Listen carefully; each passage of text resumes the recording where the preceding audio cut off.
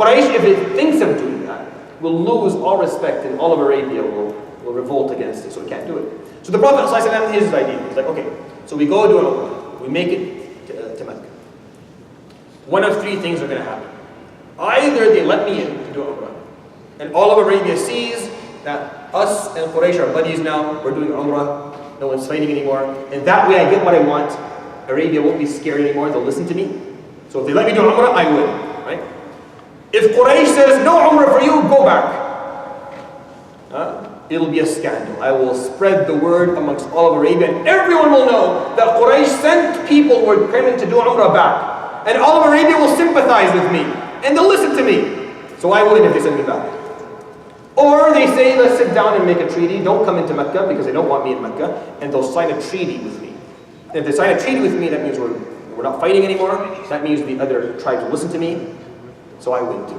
So it's a win-win-win. No matter what happens, I win. If they let me in, I win. If they send me back, I win. If they write a treaty with me, then I win. There's no losing. The only way he can lose is what? Yeah, if they fight. If they fight, they lose. So how is he going to make sure that's not going to happen? There's a few things he has to think about. I have to make sure that, because if a war starts, it ruins everything. So I have to make sure that I make it to Mecca without fighting, because they can't fight me. So he chose to go for Umrah during the Ashhur al-Hurum, during the sacred months. Is it okay to fight during the sacred months? No. Even the mushrikeen know that. So he decided to make Umrah during the sacred months, number one. Number two, he took with him al-Hadi. Al-Hadi are sheep. Because after you do Hajj, you slaughter sheep and you give meat to the poor. So if he's marching in Arabia with sheep, everyone who's seeing him walking know that he's going for Umrah. He's not going for a war. Because if you see the Prophet ﷺ with 1,400 men marching down to Mecca, what are you thinking? Oh, it's happening. Oh, they're going to fight again. No, but he's going with Hadi. He's walking with Hadi, and they weren't carrying heavy armor or heavy artillery. They were everyone just had a sword. It was all concealed. Because they didn't want people to think that they were, because he wasn't going to fight someone. That wasn't his goal. The goal was not to start a war, start a fight. So he took with him al-Hadi. Number three, he took with him, to the surprise of many, he took with him non-Muslims. On this Umrah, he took with him the mushrikeen living in Medina. He told them, come with me please. We're going to Mecca as Umrah. We're going Muslims and non-Muslims. We're all going to go together.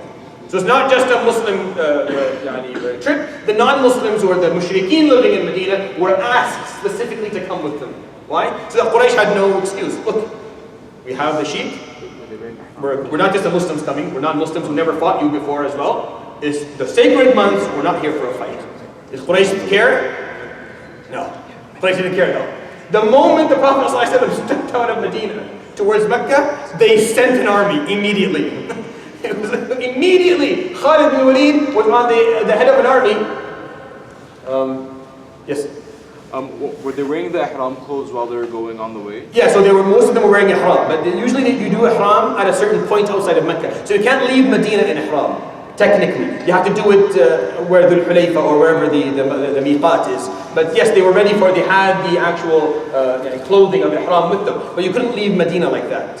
Technically, it doesn't work. So the moment the Prophet ﷺ leaves with the 1,400 men, Muslim, non-Muslim, and sheep and everything ready for Umrah, they're not carrying heavy armor or heavy weaponry.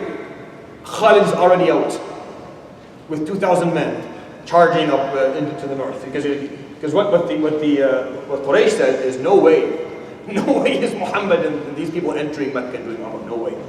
Not over my dead body. It has to be over my dead body. No one, he is not entering.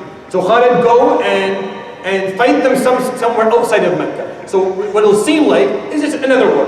It'll just seem like another war. So they met somewhere outside between Mecca and Medina, and they fought. It was another war. So the Prophet ﷺ figured that out. How? Of course, we can move forward. He has Talha and Zubayr and Sa'id and Ali ibn Talib who are mapping out the area. He said, Ya Rasulullah, Khalid's already left. He's on his way to us. And not only that, Ya Rasulullah, we have some information for you. This is what Quraysh said. What did they say? أَقْسَمُوا أَلَّا تَدْخُلَهَا عَلَيْهِمْ حَتَّى يَمُوتَ آخِرُ رَجُلٍ مِّنْهُمْ. They have sworn that you will not enter for Umrah until everyone in Mecca is dead first. Meaning it's going to be a complete war. So the Prophet ﷺ said something here. It's very interesting, this paragraph. Very, very interesting. It shows you his intentions clearly. If you didn't believe me that he's going to use peace, listen to what he said. قال يا ويح قريش. What is wrong with Quraysh? لقد أكلتهم الحرب. The love of war has eaten their brains.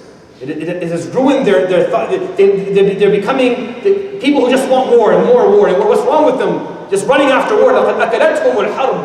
ماذا عليهم لو خلوا بيني وبين سائر الناس. What would it harm them if they just let me speak with people about Islam? What is this going to harm them? Just let me talk about Islam. I'm not going to force anyone. I'm not going to take a sword to people's heads. Just let me talk about the deen. فَإِنْ أَصَابُونِي كَانَ الَّذِي أَرَادُوا. And then he went on to explain the logic. He said, look, if they let me speak to people, then there's a couple of options. There's a few options here.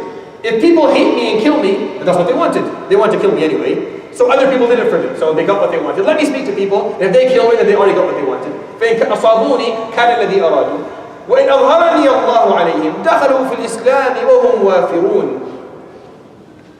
And if I am victorious, then they will enter Islam. Then they will enter Islam, and they are Quraysh. They are my people. So they'll enter with strength. They'll enter with dignity. وإن لم يفعلوا, and if they don't want to enter Islam, قاتلوا وبهم قوة, then at least they have allies that are strong, because I'll be a strong ally at that point. If they just stop fighting me, it's a win-win for them. Just let me speak to people. There's no way you can lose. That's what he's trying to say. Somebody said, if you let me speak to people, Ya Quraysh, there's no way for you to lose. But egos and والله لا أزال أجاهده على الذي بعثني الله به حتى يظهره الله وتنفرد هذه السالفة. But sadly, they're not going to listen. And I will continue to do my thing. I will continue to push my idea and to push my message until I am victorious or I die. And we'll continue, inshallah. I'm not here next week, so next week the halaqa is off. The week after, inshallah, we're back. So next week is off, but the week after is back.